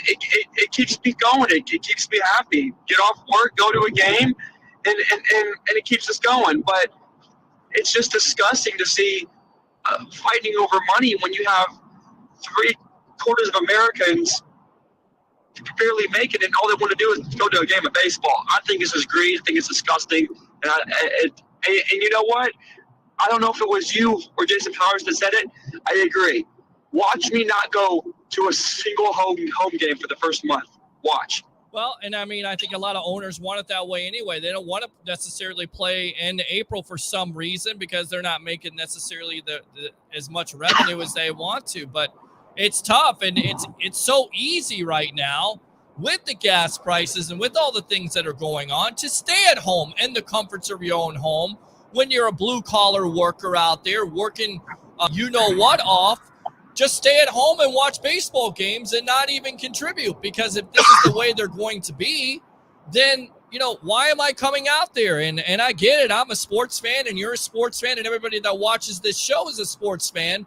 But at a certain point, you also have to think like they're thinking. If it's just a business, if it's about business, then let me go do my business somewhere else. Yeah, but don't forget. And I told somebody this the other day. Don't forget, my dollar is what pays you. Correct. Without the fans, you're no business. So why are we destroying your fan bases between all 30 clubs? Why are you destroying your fan bases over a little bit of money? Agreed. A draft pick or something stupid along the line. Negotiating over 17 hours. What else are we talking about? Yeah. What are we talking about? Yeah. I don't get it. I don't get it. I'm disappointed. I really am disappointed. But on the other subject, the quarterback situation, I thought about it today after all the quarterbacks off the market today, and what a wild couple of days it's been.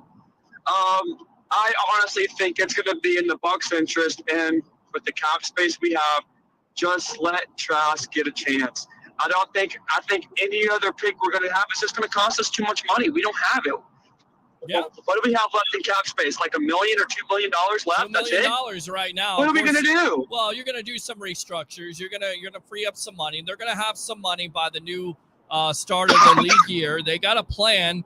Are they going to bring back everybody? No, they probably will. They're probably going to lose a Carlton Davis. They're probably going to lose a Leonard Fournette. You're probably going to lose a Gronkowski. You already lost to Brady. I mean, there's going to be some losses on this team. It's going to look very different from the last couple years. And, that's why I said to Bucs fans, they're going to be competitive, but I don't think they're going to be in that Super Bowl realm. Is that fair? Yeah, but I think the one thing I don't understand, and maybe it's a personal thing, but I love Godwin. Dude changes the offense, but why?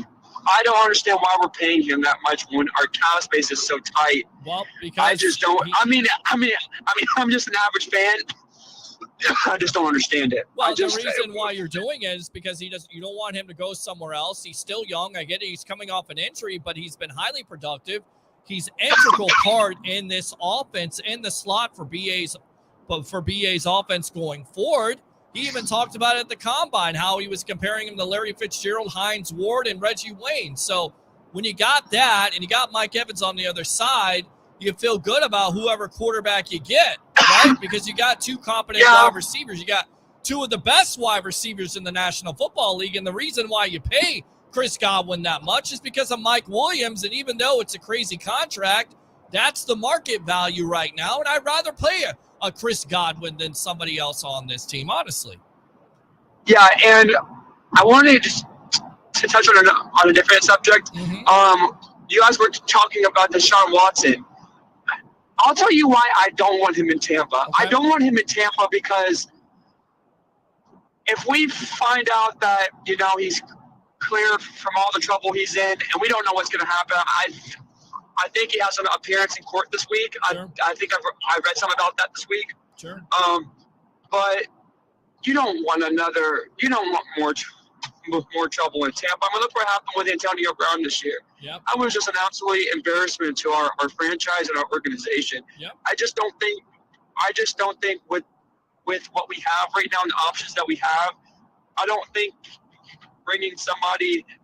Now, I'm not debating or disagreeing that Deshaun Watson is a good football player. Sure. I like the way he plays. But the fact is, sometimes some of the best players are always in the most trouble, right?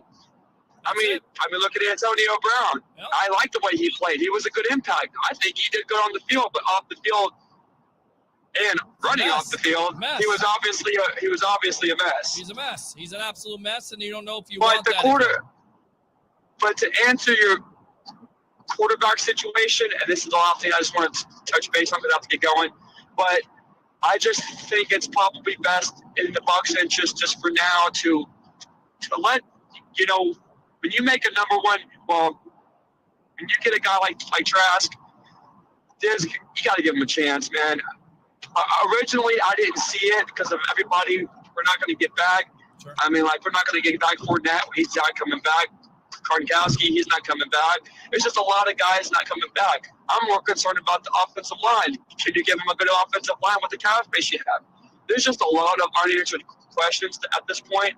But I think to answer the quarterback situation, because that's everybody's biggest thing, I think we just got to give Kyle Trask a chance. I think that's what's going to happen. Do I think Tom Brady comes back? No, the man's done. Yeah. I just don't understand announcing a full-fledged retirement and then 4 months later come back at retirement.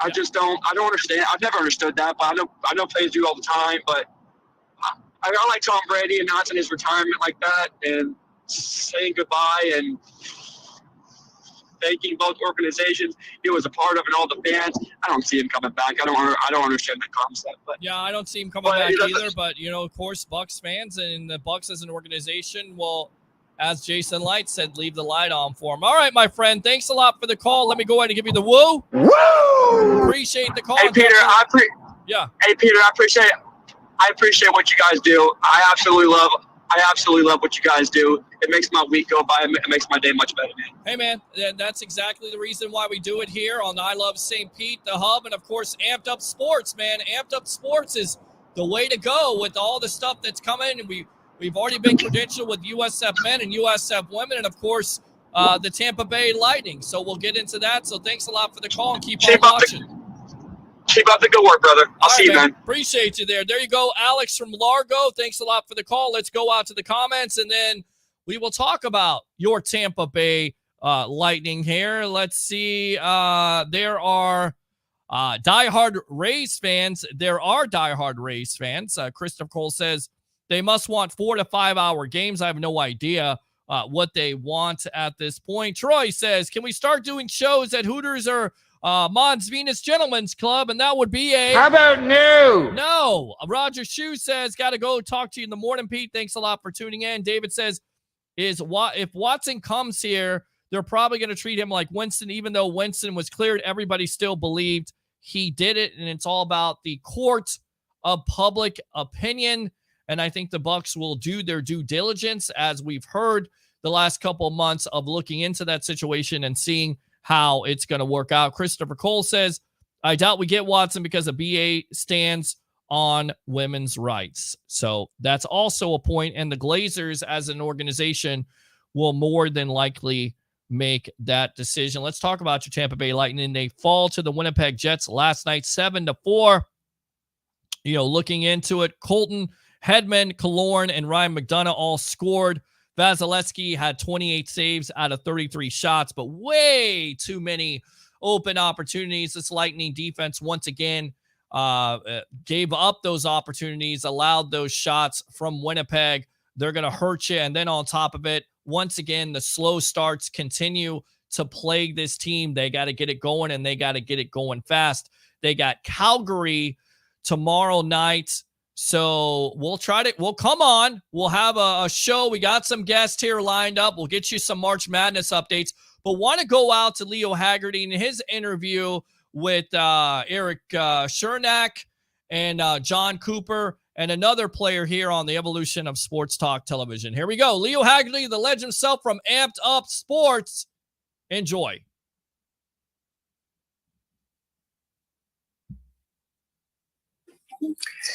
Eric, as the two-time defending Stanley Cup champion, you're getting everybody's A game every night you play. Is it hard to judge how much faster and harder these guys are playing early in the game? We know every single team is going to play the best against us. They want to beat the Stanley Cup champion from last 2 years. So obviously it's a little bit harder, but I don't think that's a big problem for us. We know how we can handle it and how we can play against the other teams. So I think so far we're doing a pretty good job in that. Taylor, you see Vasilevsky every day, but there are times during the game you just go, wow. Oh, looks like we lost you. Yeah, there you go. Yeah, he's pretty unbelievable. I feel like almost every game, the guys in the room are kind of saying that he can make saves when you don't think they're going to happen, and last night was a big example of that. He had at least 3 of them that we were all shaking our heads at how he made that save. A follow up. Leo, where are you? I'd like to get one from Leo. Leo Haggerty, go ahead. I'm here, Coach, on the couch. Let's see. There you go, on the couch. You got to play now 4 games in Canada. Is there any specific travel problems going to a Canadian city for that long a time than going to an American city? No, there's no problems. I mean, excuse me, other than going through customs, which really doesn't delay you that often. Sometimes it does, but usually not too bad. No. During COVID, there were a lot more mask restrictions and stuff like that. If that was a little bit of a scenario, but those are kind of going away now. So no, other than the money being different, it's pretty much, NHL city is an NHL city. Money's different and the weather's probably a little colder at this time of year.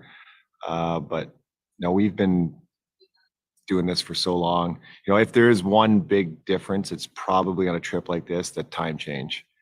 That eventually can get you, but we're slowly navigating our way through the change. So it's a little bit better than, us going, say we reverse this trip and we went to Seattle first. I think that'd be a little tougher than going like hour by hour.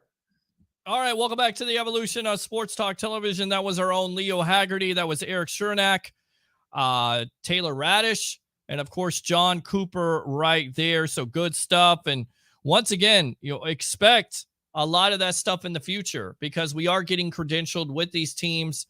It's either going to be me or Leo out there covering it. We'll give you the live stream press conference in case you didn't get a chance to see that stuff. We posted it on the website there on Facebook. Go like and follow Amped Up Sports. Of course, I Love St. Pete and the Hub. So good stuff there. Let's go out to David here. Read his comment. I don't know how much Bruce really cares. He did bring in Antonio Brown after what he did to his old lady and that massage therapist. It's a good point. And of course, the reason why the Bucs vouch for Brown is because of Brady sticking his neck out there on the line for Brown, and it didn't work out very well. They did the same thing for Winston. He got suspended. So it goes back to what Bruce said, the Pewter report. This is going to be an organizational decision, and they're going to have to check off on it. And if they do, then once again, you're going to have to give up multiple picks because if Russell Wilson is going to fetch you, multiple firsts, multiple seconds, and players, what do you think of Deshaun Watson, who's even younger than a Russell Wilson and maybe even more talented than Russell Wilson at this point? Not to say that Wilson is not going to be a Hall of Fame quarterback, but he's 33 years old. Watson is a little bit younger at that point. Christopher Cole says big things are ahead. Absolutely. Big things are ahead for the evolution of Sports Talk Television. So I'll tell you what, let's go ahead and wrap it up. Like I said, we'll have a show sometime tomorrow night. Watch for the teaser. Once again, like and subscribe to the Sports Web on YouTube, like the Hub, I Love St. Pete, Amped Up Sports. Thanks to JC Allen of Pewter Report. Thanks to Jason Powers on Sports Podcast, our updaters, Mr. Leo Haggerty live from the SEC tournament at Amalie Arena, and Will Lewis, Big East tournament from Madison Square Garden. And then, of course, as always, your phone calls, your texts. That's what you could do here on the Evolution of Sports Talk Television. And if you are an advertiser and you want to be a part of the Evolution of Sports Talk Television and you want to promote your business, we can do that also. We're mobile on the Sports Web. 3 things to wrap it up on this Wednesday night. Bring your passion, bring your excitement. Just don't bring any nonsense. I'm your host, Peter Blake. Have a great night.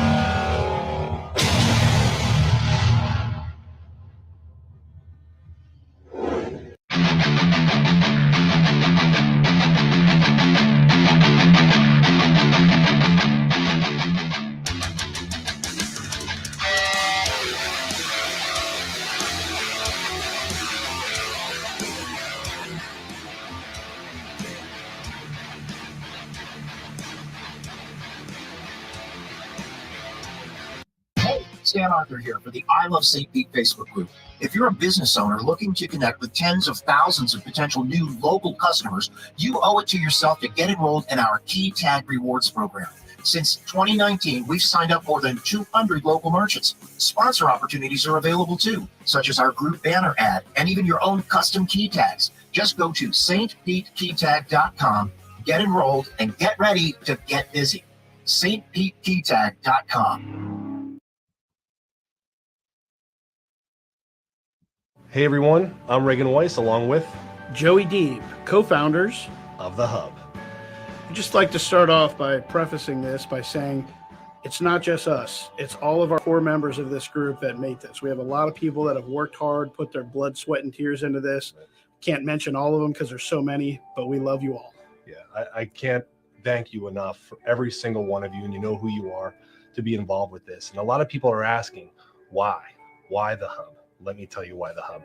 The Hub is a place that not just business owners are going to collaborate. It's where our community members are going to collaborate, where ideas are bounced off of one another. We just want to help people. We want to be there. We want to unify not just our businesses, but we want to unify our community. We don't want to hear about the negativity. We don't want to hear. There are so many other places out there that you could hear about the negativity in our community, and this will not be the place. Our group can be a basis for so many different resources for so many different trades and industries. It's not just isolated to one specific trade or construction or cleaning or any of that. Everybody can come to the Hub to get actual references from real people using these business and utilizing them to see what kind of experiences they've had.